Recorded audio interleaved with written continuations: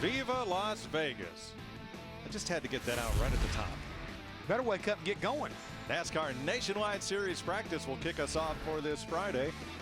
It is a beautiful day, but the wind picked up about half an hour ago, and you see these gusts to about 20 miles an hour. Makes it feel a lot cooler than the 53 degrees it is. It's going to hit 70 today, or right close to it. Here's what's coming at you. Final practice for the Nationwide Series comes up at 1:30 this afternoon. Then we'll have NASCAR Sprint Cup practice at 3 and Sprint Cup qualifying at 6:30.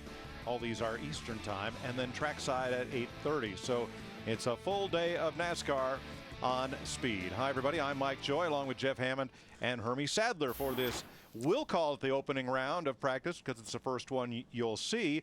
But Jeff, some drivers like Kyle Busch and Danica Patrick ran 50 or more laps in practice here yesterday. Yeah, what's going on here, Mike, is a nationwide practice as far as NASCAR is concerned. They picked out like 4 tracks this year that they're going to go in like a day early and have like a mini test session. So a lot of teams, electing to be here, went ahead and made that practice run. About 34 cars on the track yesterday afternoon. Some guys found out real quick that this new car, if you don't keep that splitter off the ground, it can get you in a lot of trouble. I think Kyle Busch spun out. I know 22 car, Brad Keselowski got into the safer barrier, and I think the 52 car of Darrell Hart also, he wrecked during that practice session. So it's the kind of place right now, you're carrying the mail around here, over 178 miles an hour, the speeds have been hit. So, if the car's not where it needs to be, Hermie, it'll get you in a lot of trouble. Yeah, and you think these guys have everything scienced out back at the shop, but once you get to the racetrack, that tells the tale. And a lot of teams were trying things you wouldn't normally try at the racetrack. Coil binding the left front, then switching to the right front. But the hot place on this track to watch today, I think, Jeff and Mike, is turns 1 and 2. Those character bumps we talk about over the tunnel. A lot of teams struggling to keep that grip and keep that splitter on the ground, off the ground, like you're talking about over those bumps. So we'll see who gets it figured out today. All right, the driver who ran more laps than anyone in yesterday's practice was the hometown favorite, Kyle Busch. Here's Wendy Venturini. Mike. Thank you, Mike. And you guys are spot on in the booth. That's exactly what happened in the garage yesterday. People were trying things, including here at the 18 car. Now, Kyle Busch, it was the very first lap out for Kyle that he got a little too loose when he rolled off the truck and did spin out. He had no damage, however. He's ready for this practice session, was pretty happy after yesterday's run. They did change a sway bar, but Kyle Busch's hometown, as you mentioned, Mike, 144 laps led here, 7 starts, but has yet to lead that final lap. Kyle Busch hopes to turn things around in the Nationwide car this weekend. Bob? On the strip, 7-1 odds for Brad Keselowski to win here in Vegas this weekend. But as Jeff Hammond mentioned, he was up against the wall yesterday. A lot of damage to the 22. In fact, the right side of that race car on the racetrack, barely a decal, just the numbers on that machine. And they had a lot of damage to repair on that car. Not only did they pancake the right side of it, but they also hit so hard it bent the truck arm and bent the right front spindle. But the team feels this is a very good race car, so they made repairs to this car. NASCAR allowed the 22 team to stay an hour extra yesterday to do a lot of bondo work and a lot of body work on the right side of that machine. So right now, a little test and tune for Brad Keselowski after slapping the wall here in Vegas yesterday. Thanks, Bob. Keep in mind, as you look at these new Dodge Challenger bodies on Brad's car, the Chevy Impala, the Ford Mustang, and the Toyota Camry, the body that was used in 4 races last year is now used in every Nationwide Series race.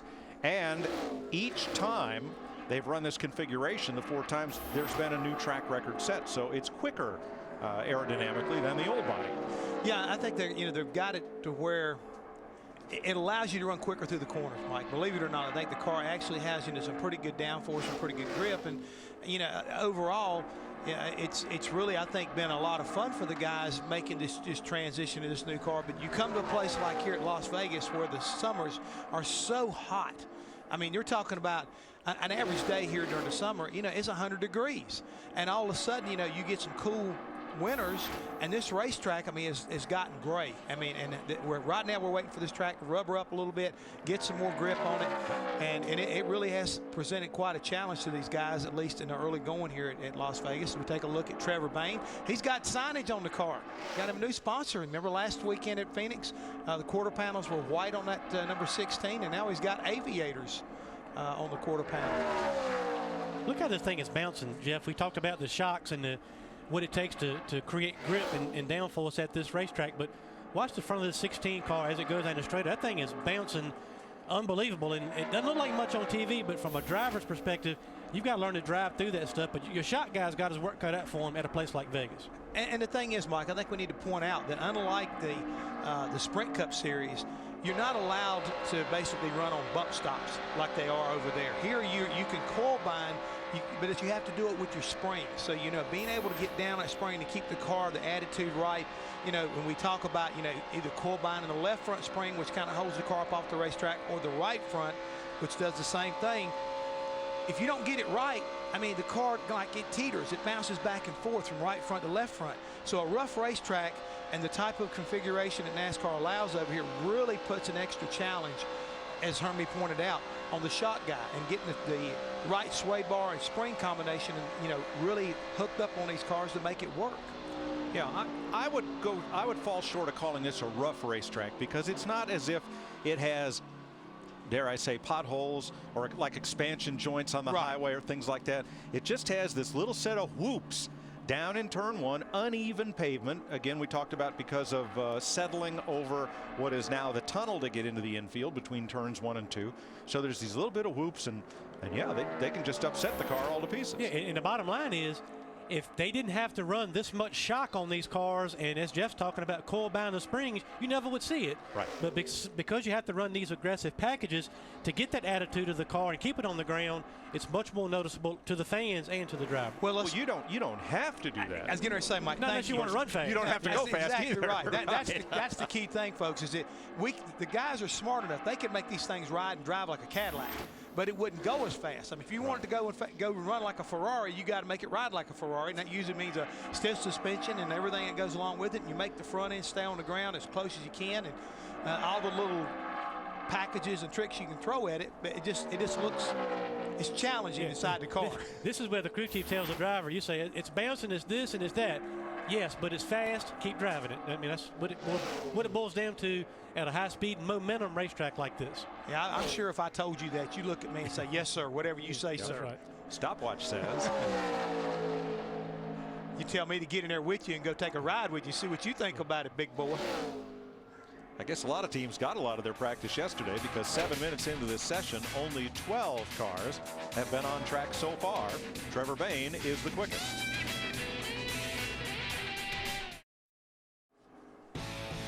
Speed's presentation of NASCAR nationwide practice from Las Vegas is brought to you by Honey Nut Cheerios. Be happy, be healthy. And by freecreditscore.com. Get the score. 14 cars on track so far. New fast man in town, and here he is, Ricky Stenhouse Jr. You look at the nose of that car, Mike. We've been talking about it. Jeff, that's perfectly sealed to the racetrack, that 6 car.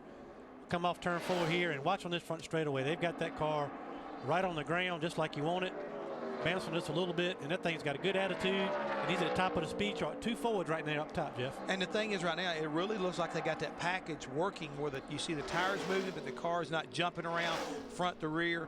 And again, as crew chief Mike Kelly said, you know, this is the same style of car that they ran at Charlotte very successfully, and they felt like that, you know, they would be good when they got here, and so far it's kind of proven out that way. Another thing I noticed with him too, I've seen him at 3 or 4 laps, Jeff.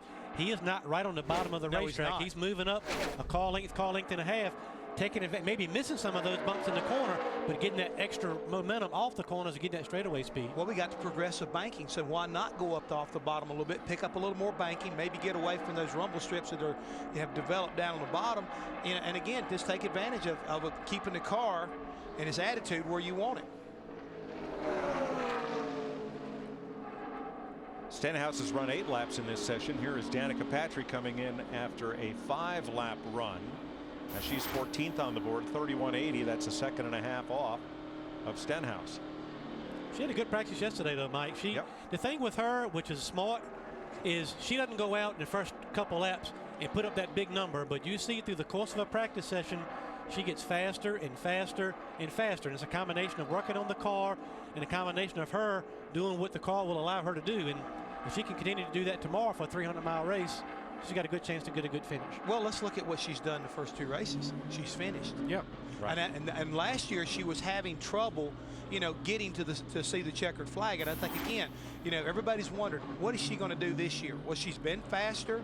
And on top of that, she's been able to, not get herself in trouble in these races and finish them. So all of a sudden that seat time and experience is really going to start, I think, pay some dividends. And Bob, I mean, I've been impressed so far that they've been very methodical. They have been very methodical, but right now they're really searching around this racetrack. The car not at all like it was yesterday for Danica. She said it's completely the opposite. Over the bumps in 1 and 2, and we have some bumps in between turns 1 and 2 here at the Las Vegas Motor Speedway. She says it hits those and then just slides right up the racetrack. It's like the car is on top of the racetrack and out of control. Johnny Benson Jr. last week meant so much to her. You could see he's actually talking to Danica inside the race car right now. He's been hired by Junior Motorsports to mentor Danica. And Danica says this morning that Johnny meant a lot to her 1 week ago at Phoenix, and that's why she was able to be as consistent as she was throughout that race. She's more comfortable here on the big track, she told me this morning, but Johnny is going to stay with her at least for another 2 races to try to get her acclimated to these cars. And what Johnny told her after those remarks after the first practice was, Danica, this track is 180 degrees different than it was yesterday, most probably because of the wind. And he reminded her that you got to take that into consideration here and basically figure out where that car needs to start the practice, but most importantly, where it needs to end it. All right, well, let's take off on that just a little bit. Hermie, most folks, well, let's see if we can hear John a little bit there. All right, he's done. Most folks, as fast as they'll go, is once they get up the entrance ramp and onto I-87 or I-85 or wherever, and you run your 70 to whatever to get to work in the morning or to get home to see the kids at night. The road doesn't change. The road's either dry or it's wet.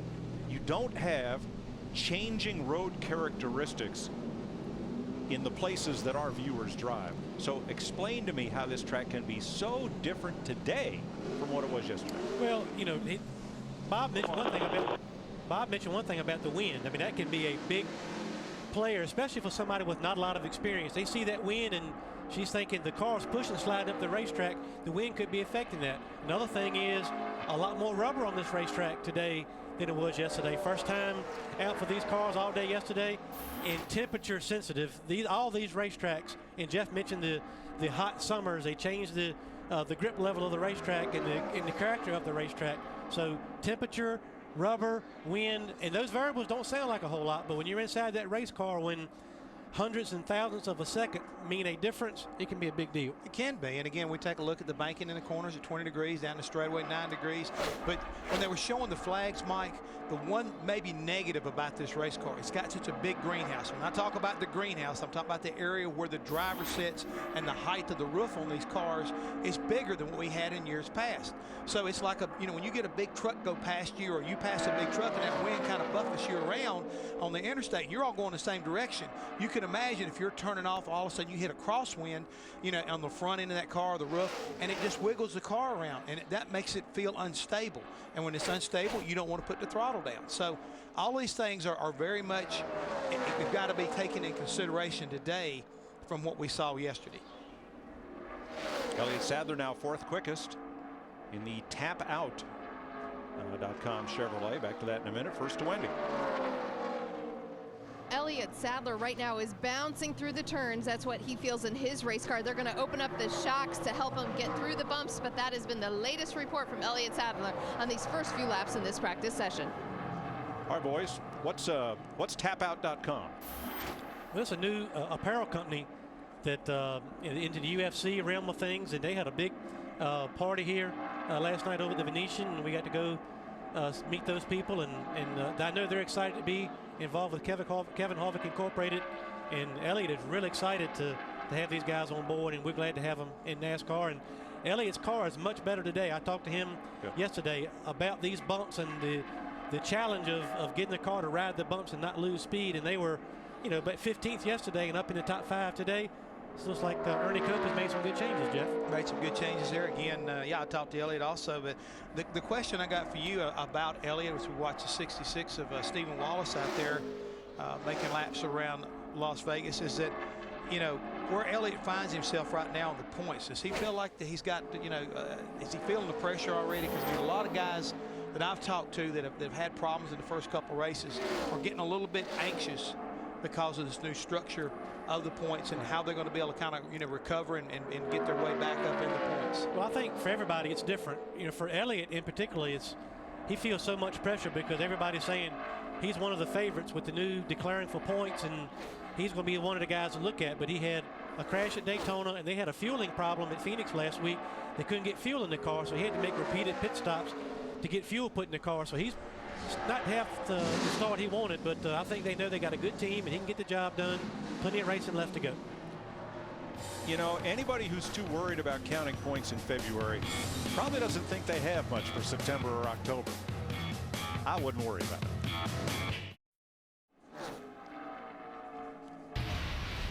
Could you build a supercar in 72 hours? I bet you couldn't do it in 72 days. But 3 times around the clock is all the time they have when a team of amateurs goes up against a team of professionals in one of the hottest new shows on Speed. Car Warriors is all new. It's Wednesday 9 p.m. Eastern, and you got to see it. It's it's a wild ride. Ricky Stenhouse Jr. quickest, Trevor Bayne, Mark Martin third fastest. It's good to see Mark back in the Nationwide Series. At one time, Mr. Nationwide himself. You look at the rundown here in the Nationwide Series, what a race this is going to be tomorrow. All the names, not just the Nationwide Series regulars, Stenhouse, Bayne, but Denny Hamlin, Mark Martin. I mean, right on Kyle Busch, Harvick, Carl Edwards. It's a who's who. It's really going to be a great race. Don't forget, at one time, Mark Martin pretty much owned this racetrack. He wants to come back out here and go head-to-head with Mr. Busch. That's right. Out here and remind him who is the master. Yeah. That's exactly right. He wants to do the same thing that Jeff Gordon did on Sunday. Yeah. I just beat Kyle Busch. Now it says Kyle currently 10th. That was before he put up this lap of 30.584. Kyle is now third fastest. Let's go back to the garage and Wendy. Thank you, Mike. Carl Edwards in the garage after a quick little run on the racetrack. Now, for the first 15 minutes of practice, Carl Edwards was out of his race car, standing in the back of the garage stall. I checked in with him and asked him what was going on. He said, honestly, we're just waiting on tires. This was not by design. We were just waiting for tires to get back to the race car to get them on. Now they're putting a fresh set on. They're going to scuff this set, and that's basically what they're working on the 60 car. So don't be alarmed with the slow times right now that Carl Edwards is putting up. Got a chance to talk to Carl yesterday a little bit. He took a ride with the Air Force Thunderbirds yesterday morning, and I got a chance to do it while we were in Daytona. In fact, we're going to have a feature on that on race day on Sunday. And I said, when I got back to the racetrack, I was still kind of, you know, I could go either way. I could get sick or I could hang on. And he had to leave, you know, get off the F-16 and come over here to the racetrack and strap in and go around this racetrack. And I said, I'm not sure I could have done that. He said, I was quivering when I got over here, but what a great experience that was for me. And Carl said he had a ball riding in the F-16. And so tune in to race day Sunday. That'll be a fun thing to watch. But you know the good thing about it, how many G's did you pull when they made that one little? 9.1. Well, see, I beat both of you. When I did it, 9.2. I never got sick. You got sick. No, I didn't. They told me you filled up 3 trash bags. Well, yeah, you're getting me confused with somebody else. All right. Maybe that was right. All right. Yeah, While we work on the definition of sick, we're going to go to Bob Dillner. I don't know what type of segue that was, Mike. I'll tell you what, right Sorry, now. Bob. That's okay. Jason Leffler a little bit sick inside the 38 machine because he's 9th quick, but as you can see, some body damage on this race car. He said just a few laps ago he went into turn number 1 and just got wicked loose, and the car went up and scraped the right rear quarter panel on the wall. Right now the team have banged out that right rear quarter panel. They're putting some tape inside the trunk area of this car where the crush panel is banged up just a little bit, just to seal that off as far as the air escaping through there. But minor damage, but significant enough for the 38 team. Thanks, Bob. We were coming back Monday from Phoenix and trying to fly into Greensboro in the midst of all that storm and all that. And the pilot couldn't find the runway. Uh-oh. He couldn't find it because the plane was bouncing around so much he couldn't keep it lined up on the nose. We had to go around, and then finally had a great landing. It turned out the captain was a great guy, big NASCAR fan, and like all of America, a big new Trevor Bayne fan. Oh yeah. After Daytona. So just happy to be on the ground. And Jeff, my stomach's still not settled from that one. Oh, it's not hard to figure that out. Fortunately, you're talking about Carl. I was over there. We were doing our piece, for Fox. We're going to kind of keep up with what Carl was doing with the Thunderbird adventure, and he was. When he got out of the plane, he said his legs were a little bit woozy because, again, they give you a great experience, Mike. If you ever get that opportunity, please take it, because everybody says they're going to make you sick. They will not do that, and you will not. Yeah, you'll that's be not so the goal. It's not. No, but you'll be so impressed with not only the quality of pilot, the quality of airplane that our armed forces are ready to put up, especially the Air Force, but the power of that F-16 is just incredible. Again, it's almost like watching Mark Martin go around this racetrack. It's incredible to watch this guy here drive his 32 car. I noticed he kind of snuck up on this thing, like he put on a set of tires and he took one slow lap, Hermie, and it looked like right now he's making 2 laps. He's still third on the board in that number 32 car. Wendy? Well, Mark Martin's stomach might be in a little bit of a knot because he had 3 words, came over the radio and said, "I about wrecked it." He wanted to take a few more laps. He said, "Let me just go and ride around and think about it." They were just trying a new different sway bar on that race car. He thought it was a coil binding on the car, but it wasn't the splitter. It didn't feel like it. He felt like the balance was good. But again, Mark Martin just hanging on a few laps ago, nearly wrecking that race car. He's third quick. Bob? Wendy, pretty interesting right now. Reed Sorensen is in the garage area, but usually he's in that 32 car. Musical chairs for Turner Motorsports here in the Nationwide garage area. This time he's in the 30 car, your point leader for the Nationwide Series. Stuart Cooper is the crew chief, and on the 30 car, Stuart has had 3 drivers in 3 weeks. And he told me the reason why they are actually just bringing the driver over to teams rather than swapping crews is they wanted to keep the crew chief, crew, and car combinations together. So Reed Sorensen reporting a little bit of a loose condition right now, but he's top 10 on the speed charts in a new car this week. Quite a few musical chairs going on over in that Nationwide garage. Ricky Stenhouse Jr. and Trevor Bayne, 2 Fords, are fastest after 25 minutes here in Vegas.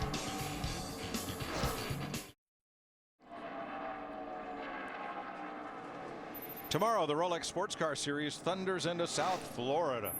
Fenders will bang, emotions run high, and the push for the checkered flag will, of course, be intense. Don't miss it live from Homestead tomorrow noon Eastern, only on Speed. Justin Allgaier, the Gator, just put up the 6th fastest lap of this session, 30.6. That's about 4/10 off of Stenhouse's best lap. You see that little wiggle there, Jeff? I was going to say, I was also watching this before we went to break. I was watching Mark Martin when he went under Carl Edwards. His car wiggle getting down into turn 1. So, I mean, there's still a lot of cars that are anything but stable getting down in these turns, Mike. I'm telling you right now, they got their hands full. Today is Ashley and Justin Allgaier's 5th anniversary. Oh, congratulations. Happy anniversary. Bob? Down here in the garage area, you can see the car for the 16 up on jack stands right now. Trevor Bayne inside that car, and he says the car is good up high, but he really wants it to be a lot better on the low side, because he says during the race, I'm going to have to turn under people to get by them. So right now they're changing the front shocks on this machine, as well as changing the truck arm angle on this race car. Trevor Bayne says, you know, last week was really difficult for me. Wrecked in the Nationwide race, wrecked in practice in the Sprint Cup race, and also in the race itself. So, you know, he said, I've had to shake that off just a little bit, but I'm still really excited about the Nationwide Series and going for broke here this weekend in Vegas. And they're really excited about it because they got a brand new sponsor, as you guys noted, on the side of this race car. And this is a multi-race deal with aviators on the side of that race car. You're still looking for sponsors to complete the season, but at least it's not a blank car this time around here in Vegas. Thanks, Bob. You see there on the C-post the Jeff Bird 500 presented by Food City. That's the Cup race coming up at Bristol, and the folks there want you to know plenty of good seats remain for Bristol. That wasn't always the case, but very nice of Food City to step aside and name this race for Jeff Bird, the longtime track president who passed away from cancer last year.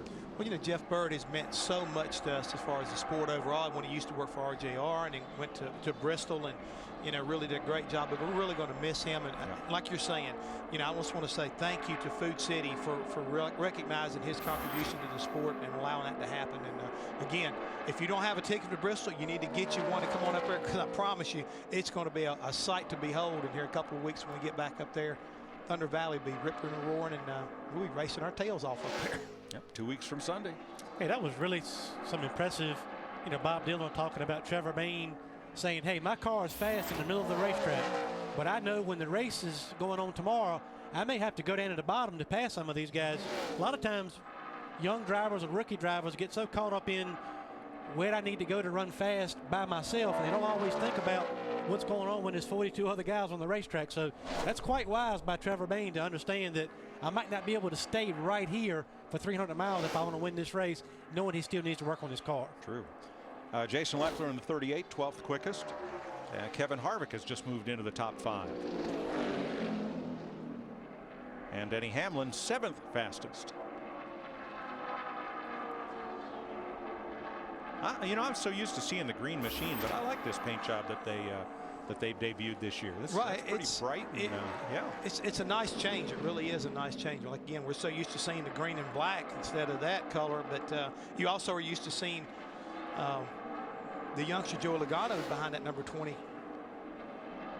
But this time it's going to be Denny Hamlin, and again, I think this is going to be one of those kind of races that.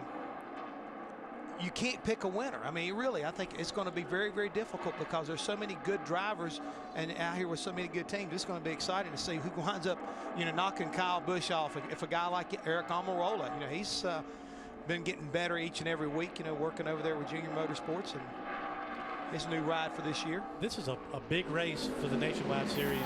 Obviously, Daytona. Obviously, Daytona is a big race, or the biggest race, just like it is for Sprint Cup. But in the Nationwide Series, ever since we started coming to this venue in this market, it's one of the 3 or 4 biggest races of the season. A big one to win, and everybody brings out their best stuff trying to win this race.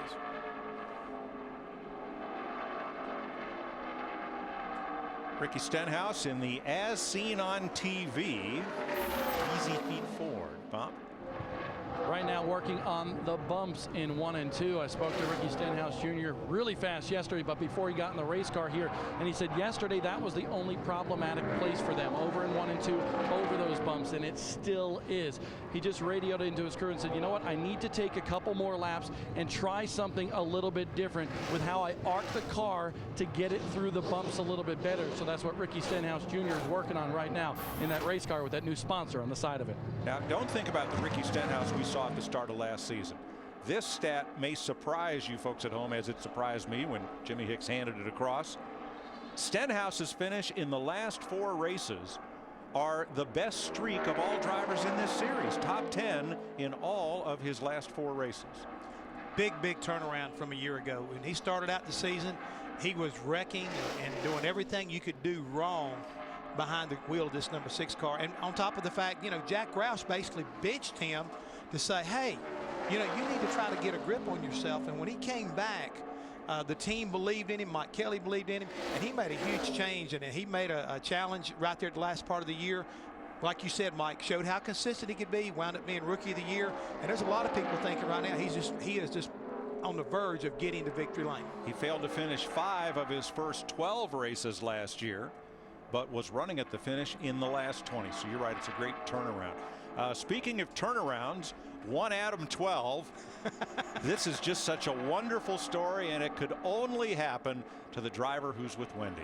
Yes, that is correct. Morgan Shepherd saves the day. He's a regular crime fighter. Morgan, tell us your story. You had an eventful day in Las Vegas this week. Well, it was cool Monday, and so my wife and I made a trip to Walmart, and it's real ironic about timing of things, because we started in the Walmart and then I turned around and went back to the car for a couple minutes, and I got out, and then here come 3 guys are running out of Walmart, and about a half a dozen security guards after them. And about that time, a police car come flying down through the side, and anyhow, the guys turned and started across the parking lot. So I just up and took off after them, and went across the parking lot, and the police officer went around to the other side and was coming down through there. And just as we got to a small wall, well, the one guy that I was after went down, and I jumped on top of him, and the officer threw me the handcuffs, and he took off after the other guy. Well, it's kind of funny that officer would throw me the handcuffs, but then I found out the reason why later.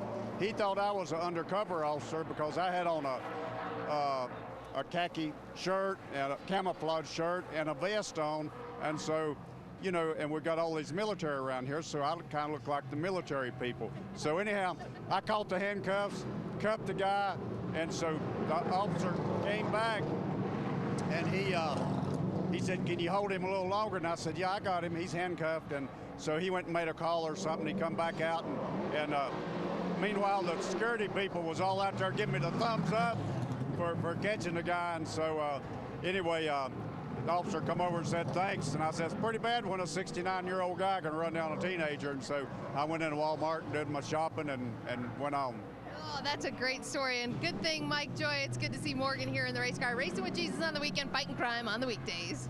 That is a fantastic story. Just a great example of, you know, folks stepping up to do the right thing.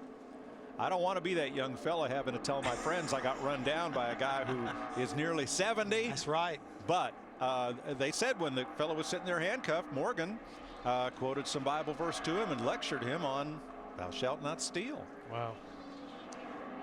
Like you said, he was in the right place at the right time, and he did the right thing. Now, if Walmart had just kind of step up, and there's a car could use a sponsor, what do you think?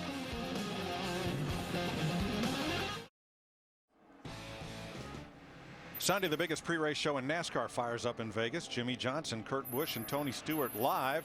Relive Jeff Gordon's historic win in Phoenix. Plus, Rockstar Rutledge and Bad Brad have some fun in Sin City. Now, there's the odd couple. It's on NASCAR Race Day, built by the Home Depot from Vegas, Sunday, 12:30 Eastern, live on Speed. Herman, you going to be a part of that deal? I am not. No. No, sir. I thought you'd be there this week, especially with Rut being here in Sin City. I can't keep up with Rutledge. Okay. I'm just trying to make sure I understood that. I tried, but I can't do it. Not sure anybody can. Reed Sorensen, 10th quickest. Martin up to second place. Yeah. In the Chevrolet. Big jump for Mark. I think I heard him say on the radio that it still wasn't quite comfortable, but it's fast. Yep. Hermie, take us for a lap around. You can see the bumps right here in the racetrack, and he's not out of the throttle very much, as you can tell. Coming off turn 2, right up against the wall. You can see his crew chief telling him 30, 70 last lap. Listen to his throttle. Never all the way out of the gas, Jeff. That's what it takes to make a fast lap around this racetrack. Keep your foot in the gas, maybe trail brake a little bit, and keep the pedal to the metal. But Reed Sorensen's got a good-looking race car right now.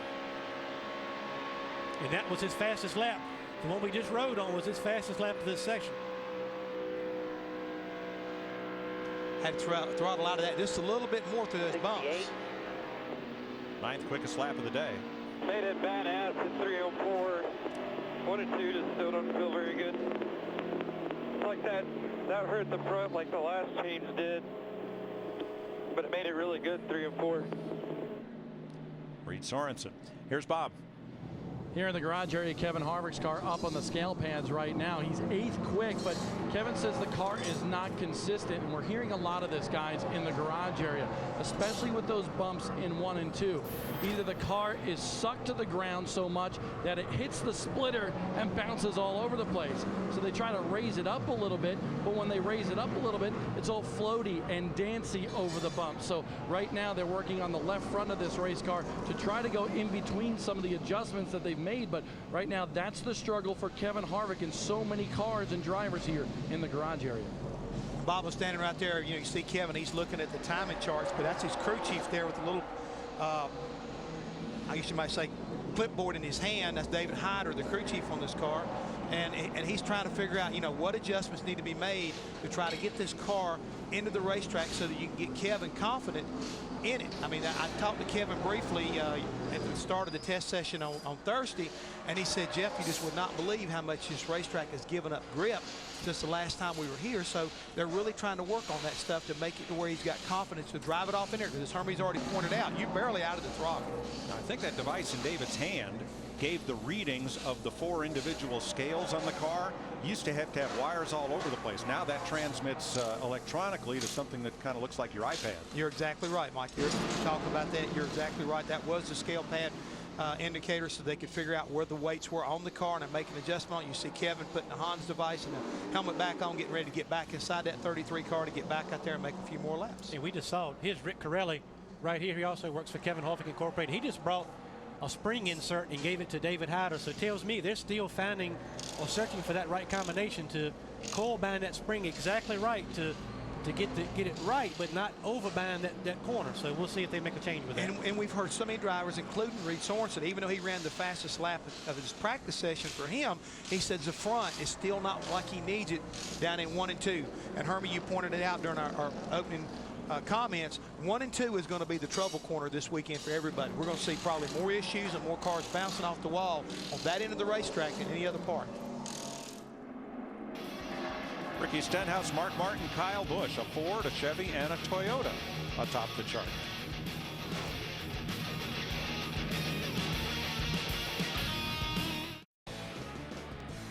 Speed's coverage of NASCAR nationwide practice in Las Vegas brought to you by eHarmony.com.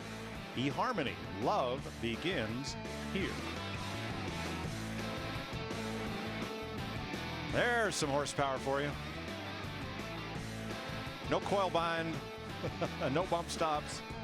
Just a lot of thrust. A lot of throttle. And a lot of action over at Nellis Air Force Base right across the street from the Speedway here this weekend. Jeff, well, tell us, War Games? Yeah, they've got a full-blown war game going on this week here over at Nellis. They bring in a lot of the different groups from around the world, and they do simulations, and they're really going to be, lighting things up here a little bit later on today. I know they got a couple B-2 bombers over there, some F-22 Raptors, and they got the F-16s and some F-18s. I mean, they've got it all. I mean, it's, I don't know. You know what, Mike, from coming out here, everybody in NASCAR gets jazzed up. We get a chance to see all these airplanes flying around in the sky, but at the same time, they're just as jazzed up to have us in town because they can hear the roar of the engines, and they really like it, the men and women of our service. They put on quite a show. Yes, they do. Leaving from Nellis and landing. All right, let's get our feet back on the ground in the garage with Bob. Mike, man, I tell you, you take a look at that 20 car over in 1 and 2, and you can just see it's bouncing all over the place. But honestly, they're really not that concerned right now. Denny Hamlin, 9th on the speed charts, pretty happy with that race car. But honestly, what the game plan is for this team is to scuff tires this practice session. They believe the next practice session, which we'll have here on speed, is the most indicative of the way the race will be. So they're spending this practice session scuffing some tires in because they say this is such a hard compound tire here at Vegas this time around for the Nationwide Series. They believe scuffed tires will work better in the race. Can you explain that, boys? Go ahead, driver. Well, I will. One reason why scuffed tires are going to be better than sticker tires is, as competitive as this series is and the Sprint Cup Series, restarts have become such an important part of getting yourself in position to win races. And when you've got a tire compound that Goodyear brings to run these kind of speeds and endure these kind of G-forces, when they bring a harder compound tire, you put stickers on, you can really hurt yourself on restarts. The other thing is long runs. You get a tire, let it cure one or two cycles sometimes, Jeff, and let the tire settle in. Air pressures will remain a little more consistent. And your driver, when you put 4 tires on your car, you know they've been on the car previously during the course of the weekend. You know there's no vibrations, no problems with that set of tires. Eliminating those variables can be a key component in winning a race like this. You know what? You could be a crew chief. That was very well explained.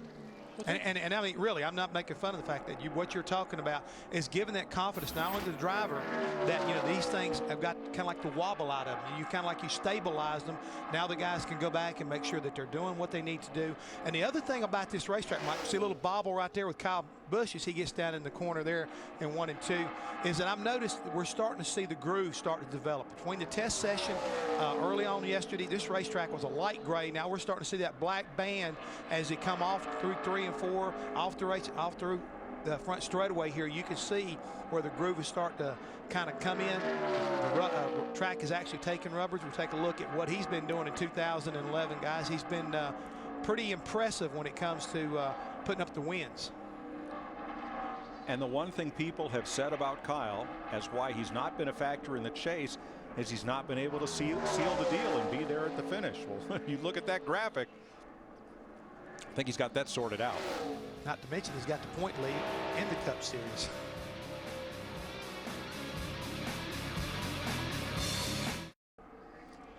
talked about the Thunderbirds, and here they are. Doing a little practicing for the upcoming weekend. They're going to do the flyover on Sunday. They're bad to the bone, aren't they? Unreal. You know, what I found impressive was, you know, that we always think about, you know, airplane pilots as being, you know, the macho guys. There's some female pilots that fly for the Thunderbirds right now, and I was pretty impressed with that right there. And I flew with one. I flew with, we call her Mother, number 8. Yeah. Call her 8, and she took me for the ride of a lifetime in Daytona. Unreal. Barrel rolling to the left, to the right. What I had to focus on is you see Elliott Sadler talking to Carl Edwards about their race cars, and very descriptive right there. Every time she took me, you know, flipped me around, I had to find the ground. You know, I had to look around and see where the Are you up or down? Was. Yeah. Once I did that, I was okay, but unreal. Yeah, Elliott told me about you. Sometimes you're not very well grounded. No question about it. I've had to put up with him a long time, but I'll tell you why. Stephen Wallace, 19th fastest. He's run 21 laps. Mark Martin has run the most laps in this session at 30. Then Brian Scott, Jason Leffler, Ryan Truex, and Wallace.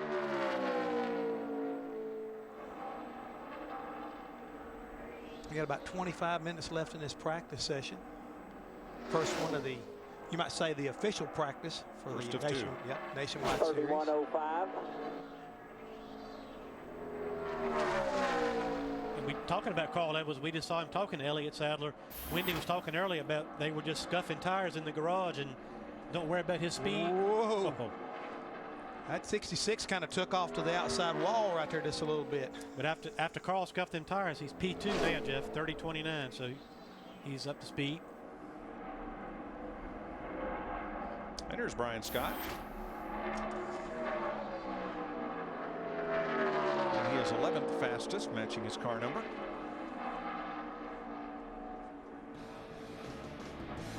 Ricky Stenhouse, Carl Edwards, Kyle Busch, Mark Martin, Trevor Bayne are the Fast Five right now.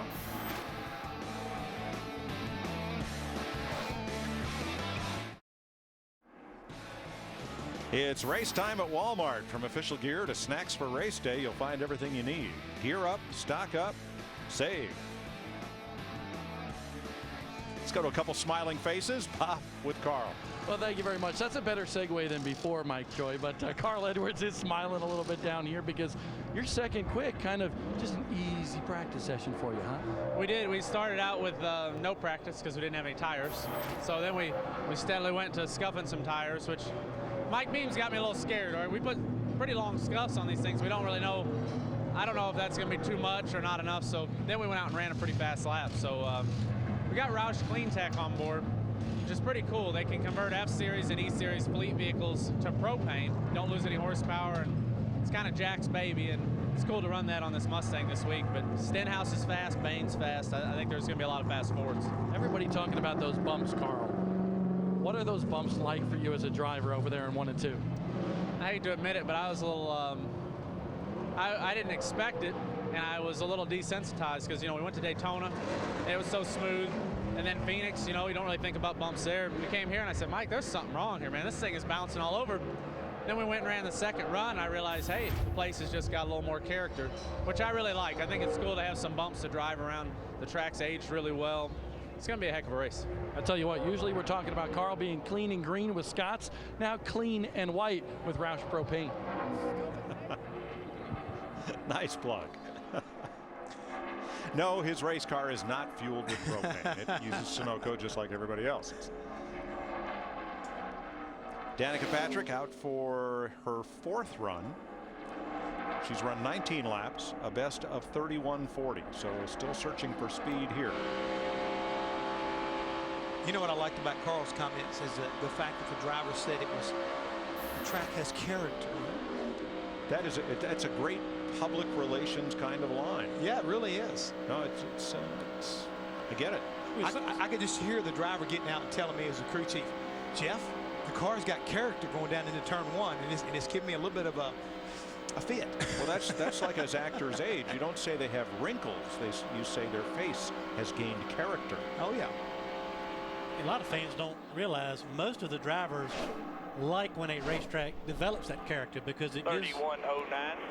it gives some areas of separation for a driver to work or a crew chief to work. If every racetrack is smooth and has one groove, there's nowhere to go. But this really gives you some room to work. I promise you, the guy who winds up in victory lane or lady that winds up in victory lane will say, hey, we figured out how to get around the bumps. I was either able to, brave through them, or we were able to come up with the right combination, or I come up with a way to arc it off and go across them in a different way, and I beat the bumps. And that's what it's all about, is beating whatever the obstacle or the challenge that you face at a racetrack. And this weekend, 1 and 2 is the challenge.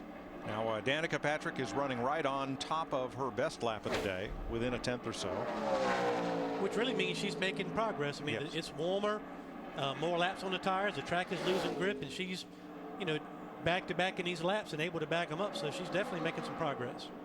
Now, initially, it appeared there might not be a full field here at Las Vegas based on the pre-entry list, but 31-12. 38 cars have been on the racetrack. 5 have not. Jeremy Clements, Daryl Haar, who crashed yesterday, Tim Andrews, 4 cars yet to practice, and Joe Nemechek has added a second car for Kevin Conway, which should bring our total at the green flag to 43. Hit this lap. Hit 4.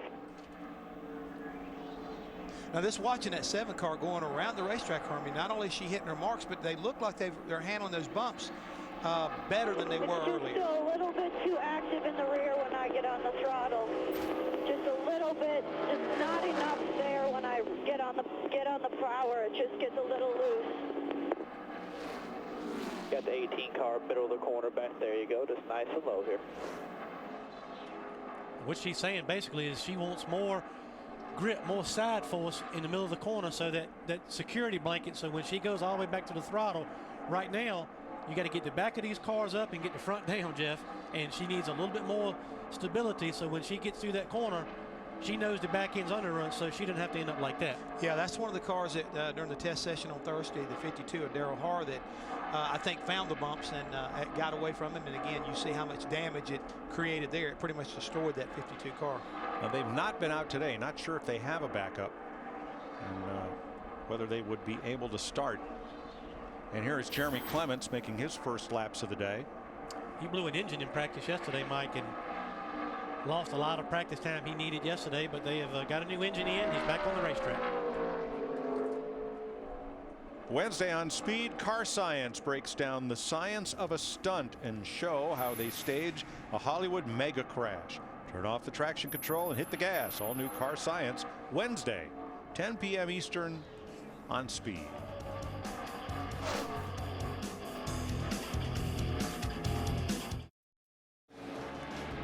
Speed's presentation of NASCAR nationwide practice from Las Vegas, brought to you in high definition by Funai.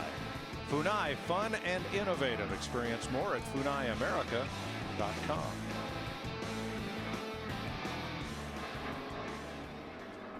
Not much change at the top of the chart. Here's Kenny Wallace in the 09. Wendy? And Kenny Wallace has been fighting his race car in this practice session. He said it felt good in the beginning of practice. It was a little bit tighter this morning, but now it's getting a little bit loose. So they are trying some things. Scott Zipadelli, his crew chief, and him going over some notes on these few runs they've been out. But I do have to tell a story. I noticed that there was a $5 chip traveling in Kenny's car from the Paris hotel. I asked Robbie Benton, the owner, what was the story? He said, it's mine. It's been in my pocket all week long here in Las Vegas, and every time I had it in my pocket, I was playing roulette, and I had hit the jackpot with it. I was lucky on all the roulette wheel playing. So he said, we put it in the race car. I told Kenny, if the car's not running well, take that Velcro and throw it out the window. Kenny's 10th place finish last week in Phoenix was his first top 10 since he ran 7th at Iowa 2 years ago.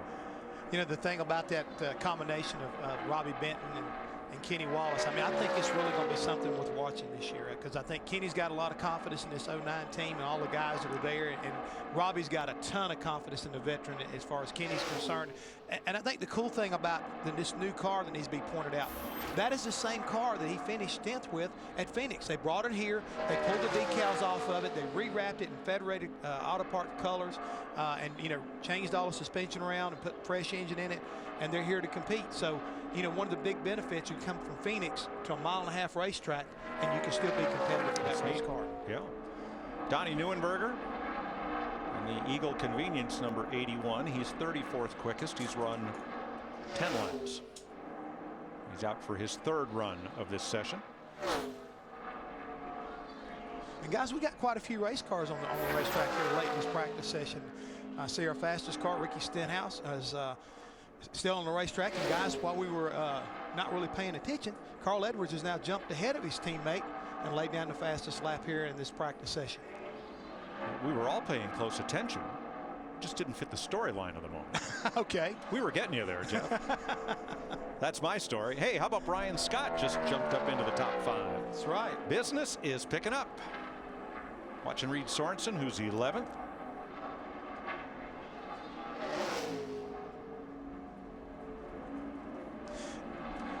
And the good thing about it is, Mike, we were talking about as we got ready to go away to break, you mentioned Brian Scott. He's a nationwide regular, and he's up there, like I say, 5th quickest. And Ricky Stenhouse, prior to Carl Edwards jumping over him, he was also a regular as far as a nationwide series, and he's running for the championship. So it's good to see these young guys adapting to this new car, as well as being this competitive against the Sprint Cup regulars. Yeah, 2 contenders in the top 5, 3 in the next 5. Trevor Bayne, Justin Allgaier, and Elliott Sadler. And all of the 3rd 5 down through 15 are nationwide championship contenders. Track record set by Brad Keselowski last year in the old body style configuration. 183.4 miles an hour, 29.122. And that would require about a full second pickup over the quickest laps of this session. So not sure if the track record's in jeopardy.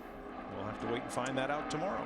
Well, as we talked about earlier, a little bit harder tire, racetrack giving up a little bit of grip, so it could maybe not be as fast as we were as far as breaking the track records like we've been doing all year long. But I think it's going to be a better race overall, Mike, when they get everything out there. Everybody gets to moving around during the course of this race. I think we're going to see a much more competitive race than what we saw a year ago. I think you're right. 24th on the board, Eric McClure. And is that Stephen Wallace closing fast? On McClure it is.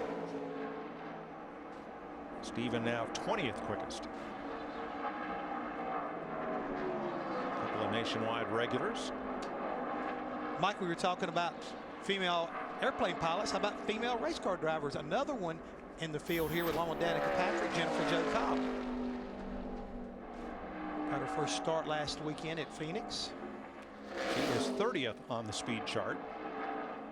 And everybody makes the show. There'll be 42 or 43 starters for tomorrow's race. So they'll have a chance to get a good bit of track time. Carl Edwards and his teammate Ricky Stenhouse Jr. are still fastest.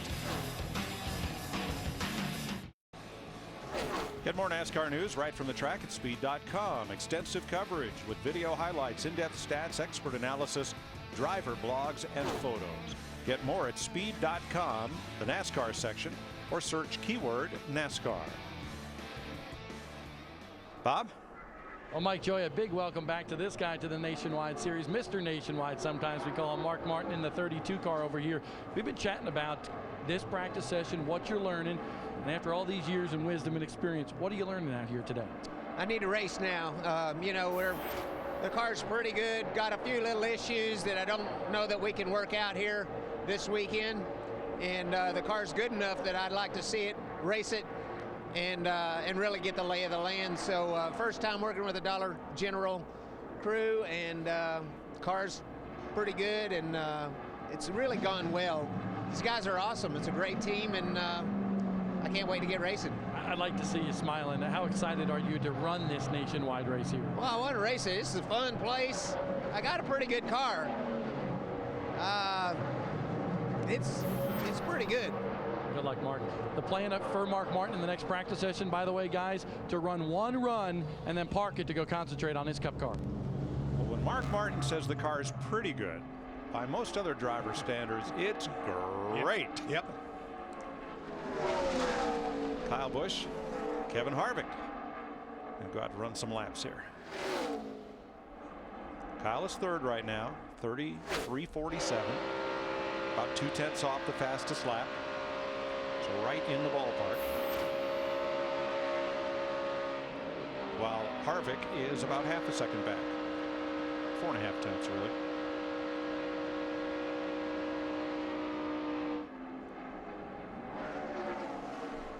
Short run for Kyle. 30.50 his best lap on that run. Denny Hamlin back out. He's been 8th quickest. Kevin Harvick 10th fastest, also on track. Kyle, I don't want to say he stunk up the show last week. Well, okay, he stunk up the show. He led every lap. Well, he at least had his hands full late in the race with Carl Edwards. I mean, it was a great race. They put on a good side-by-side battle, but Carl just could not get out in front of that 18 car. I mean, for Kyle to be able to hold him off, especially when Carl was getting underneath him, I thought was pretty darn impressive. It was a great battle, not reflected in the statistics of the race. Wendy. Brad Keselowski will finish this practice session 21st on the chart. He had a rough day yesterday, as you see on the right-hand side of the car, the damage that they have decaled up and put bare bond on, but they continue to work on the setup of this race car. Brad Keselowski said not much difference, not a huge difference on what they tried in this practice session. To his crew chief, Todd Gordon, they are going to take advantage of this 30-minute break and really make some adjustments to Brad's race car. And Hermie, I got to bring this up because as much success as was had by Brad Keselowski in that 22 car a year ago, you know, they promoted Paul Wolf up and they brought Todd Gordon in. I wonder maybe if there's a little bit of a communication gap there that they're having to work through. This is a new race car.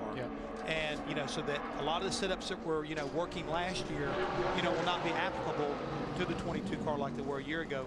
And you know yourself from your own experience, sometimes a new crew chief, you know, it can take a little while to get everybody on the same page. Well, he had a great rapport, you know, with his crew chief, and that's why they moved him to the Cup side. And they wanted, you know, the main priority, tell it like it is to get Brad in victory lane in the Cup side. And so that's their best opportunity to do that there. But like you say, the next step is making this adjustment here with Todd Gordon on this car to get that same kind of communication and knowing, you know, as a driver, when Brad says loose, how loose, tight, how tight. Session's coming to an end, Mike. Carl Edwards wins practice from Ricky Stenhouse Jr. Kyle Busch, Mark Martin, Trevor Bayne are the top 5. Last run for Brian Scott. He is 6th. Justin Allgaier. Happy anniversary. Denny Hamlin, Elliott Sadler, Kevin Harvick. There are your top times of the day. Kyle Busch ran 33 laps. So did Brian Scott. But Jason Leffler and Eric McClure each logged 36. That's the most in this session. 39 of the 42 cars were on track and logged some laps. Now there's another practice coming up in about half an hour. And until then, you'll hear from John Roberts and Larry Mack to get you to our next practice session. See you then.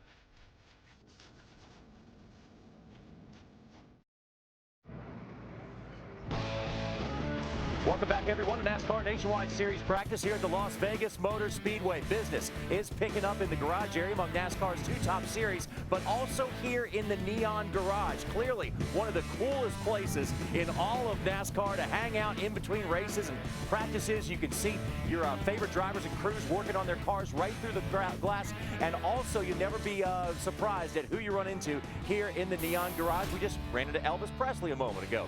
Let's take a look at the menu, see what's coming up today on Speed. Better yet, we got you covered all day long here. Here's what's coming. Nationwide Series final practice at 1:30 Eastern time. Sprint Cup Series practice at 3 Eastern. Back with NASCAR Live at 4:30. And then the day remembering Dale Earnhardt at 5 o'clock Eastern time. Still more to come after that. NASCAR Live at 6. Sprint Cup Series qualifying at 6:30.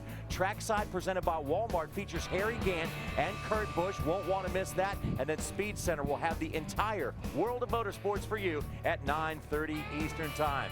You know, I thought at first it was a Larry Mack impersonator because we saw the Elvis Presley impersonators, but the Elvis Presley of the garage here is Larry McReynolds. You know, Larry, when you come to Vegas, of course it's all about the racing, but it's also about a lot of other things. This is a destination event for NASCAR, and just a real good feel about it. Well, it is, and I think that speaks for the fans, it speaks for the competitors, it speaks for everyone involved. And today, there's no races today. There's no qualifying sessions today except for Sprint Cup. Of course, Nationwide qualifies tomorrow, but they will put more people in the grandstands here for practice and Sprint Cup qualifying than we'll see some Saturdays at some racetracks. People love to come to Las Vegas Motor Speedway, and you know, I think it's so cool that now it's the destination of Championships Week in December, where we have the NASCAR banquet. Simply put, it's Vegas, baby. Let's now take a look at the highlights from this Nationwide Series practice that concluded just a few moments ago. Larry Mack, we're going to look at who was fast, and one of the guys that should come as no surprise, last week's winner, Kyle Busch, was third fastest in practice. Well, and we know he's fast everywhere he goes, but remember, this is the home track for the Busch brothers. They always ramp it up a little bit more for Las Vegas Motor Speedway. Got to keep an eye on the number 18 this weekend, as well as the number 6. Ricky Stenhouse Jr. was second fastest in practice, and Larry, what a turnaround story this kid has been bringing us. Well, Jack Roush pretty much benched him last spring, early summer, set him out for 3 or 4 races, and we saw the end of last year where he knew he was auditioning for his ride, and here he's back in it this year full time. One guy who is full-time at the front of the pack this year is Carl Edwards, not running for points in the Nationwide Series this year, but he was fastest in practice. But Carl Edwards races to win, and he races for the trophy, and he always seems to give the trophy away to somebody. And this weekend in the Nationwide Series is generally about the Cup guys. Last 4 drivers to win a Nationwide Series race has been what you call a Cup Series regular. Carl Edwards, Ricky Stenhouse, they are fast, as well as Mark Martin. Going to be interesting to keep a watch over the next few weeks, Larry Mack, because Mark Martin's, all his Nationwide Series records are about to be broken by Kyle. Well, and remember, he won here back in 2008, and I read some of Mark's quotes. He was a little concerned because he's not been used to doing it, going back and forth, especially today with all the practicing going on, back and forth between the 2 garage areas. Real cool thing about this year so far, Larry Mack, we have had winners in races in the Camping World Truck Series Nationwide and Sprint Cup, but the first guy to win and get points all year long was Jeff Gordon, the Sprint Cup Series in Phoenix. Well, and it just comes from this new structure where you have to pick which series you want the championship points. We knew that the Kyle Busch and the Carl Edwards, that they were going to still prevail, whether it's the Truck Series or the Nationwide Series. We knew they were going to still be the guys to beat, but I think it's so neat when you look at the top of the points, when you see names like Reed Sorensen and Jason Leffler and Trevor Bayne. I think it's cool that these guys are getting their time in the spotlight of being up there at the top of the points. Gives us the best of both worlds. Now, we are inside the Neon Garage area. Just outside the Neon Garage area is where the crews are hard at work, and so is our Randy Pemberton. Randy? Well, guys, Larry, particularly you mentioned going back and forth for some of these drivers, and of course they certainly are doing that, running in both series. But another thing that's making them go back and forth is the weather out here. I mean, when you talk about this wind down here, Larry, I mean, it's about 20 miles an hour steady, blowing from the northeast. I've got Justin Allgaier here, 8th in points, coming in here off an 8th place finish at Phoenix. You practiced yesterday. The wind was doing something totally different yesterday. How is that affecting your race car out there? You know, the biggest thing for us is down in turn 1. There's obviously some bumps with the tunnel there, and that seems to always throw everybody for a loop. But you put a 20-mile-an-hour wind going straight at you, it throws you for quite a curveball. But the guys are doing a great job. The Brant Monterey Chevys is actually a lot better today than it was yesterday. We made steady gains yesterday, but we didn't get it where we wanted it. We unloaded off the truck this morning and felt like it was pretty good. Now, you have 4 race cars here, all for Turner Motorsports. How much do you think that helps the effort nowadays to be able to come in here and compare notes? And you got the old man back in the seat this week. That won't be a bad thing. He's won 2 races here, speaking of Mark Martin. 3, I guess, in 2005, 2008. He should lend a hand as well, huh? Yeah, I'll tell you what, this Turner Motorsports group is just awesome. I mean, you know, you look at the leaderboard, and it's the Roushes and the Gibbs and then Turner Motorsports. And I feel like that shows how strong of an organization we are. You know, Hendrick Power under the hood. Just the quality of the cars that these guys are pumping out, it's just been awesome. Couldn't be happier to have it. And you know, it's just when you can come here and you can run as well as you do and have as good looking cars as we do, it makes it that much more fun. Thanks, Justin. Good luck this weekend. I do have to say something. Yeah. Today is my 5th-year wedding anniversary, so I have to wish my wife a 5-year anniversary. Most people don't expect me to say that I've been married for 5 years, but I have to wish her an anniversary. What were you, like 15 when you got married? I was 19. Okay.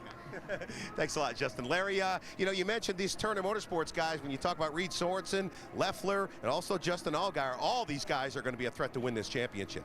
Well, they are, and when you look at Turner Motorsports, what Steve Turner has done over there, you know, that was Braun Racing, and they ran Toyotas. And Steve, because of his affiliation with Chevrolet in the NASCAR Camping World Truck Series, he migrated to the Chevrolet camp, gets his Hendrick from Hendrick Motorsports. He has the Engineering and Driveline Alliance with DEI. Steve Turner has done a phenomenal job of stacking the deck, and then you look at his driver lineup, I think he's done a pretty good job there of stacking that deck as well. That is definitely a strong lineup this weekend and every weekend for Turner Motorsports. Right now, we're going to take a quick break from the Neon Garage. We'll be back here in a moment, but also we will have more as Nationwide Series Happy Hour is coming your way.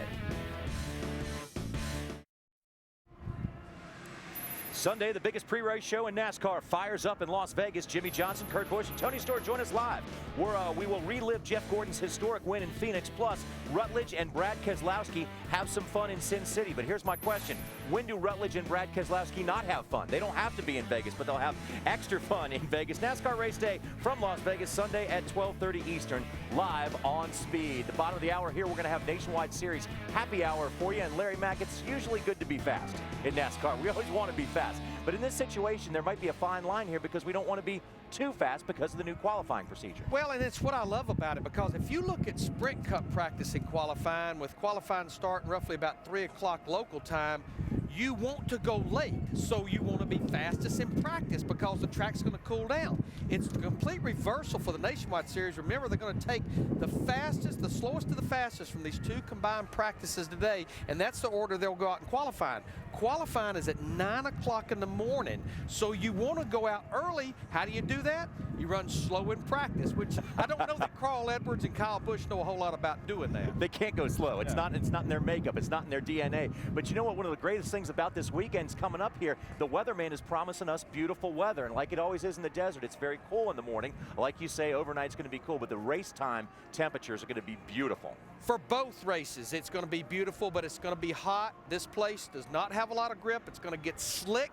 And remember, this is one of the fastest racetracks we've been to so far outside of running the restrictor plate at Daytona a couple of weeks ago. And over the last couple of years here at Vegas, it's the Sprint Cup Series interlopers, if you will, that have been coming down and winning this Nationwide Series race. But now we will see if one of the Nationwide regulars can upset that apple cart and steal the win back away from the Sprint Cup guys. Got to take a quick break here for the Neon Garage, but when we come back, we will have Nationwide Series final practice, happy hour, if you will, when we come back.